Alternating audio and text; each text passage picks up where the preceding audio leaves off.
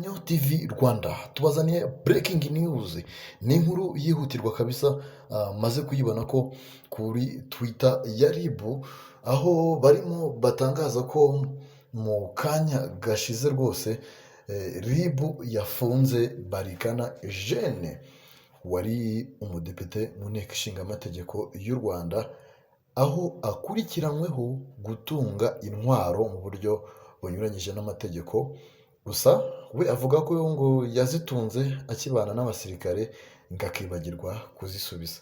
RIB rero yakomeje itangaza ko afungiye kuri sitasiyo ya RIB ya Remera mu gihe iperereza rikomeje ngo hagaragazwe uburyo yazibonyemo n'impamvu yari azitunze atabyemerewe n'amategeko.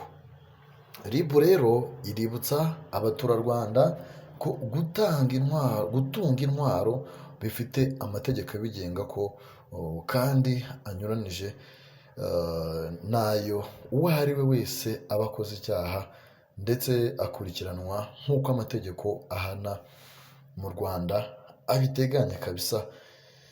Murumva ko icyaha cyo gutunga intwaro hano mu Rwanda kitemewe cyane. Depite Eugene akaba amaze gutabwa muri yombi kubera gutunga intwaro mu buryo butemewe n'amategeko. Ni byinshi cyane rero wakwibaza ahangaha, wakwibaza uburyo ino ntwaro yarayibitsemo, icyo yari ategereje kuzayikoresha. Ni byinshi cyane rero biri mu bantu benshi cyane, nta ndi kubona abantu kuri Twitter bagenda batanga ibitekerezo bigiye bitandukanye kuri ino nkuru bari bamaze gushyiraho.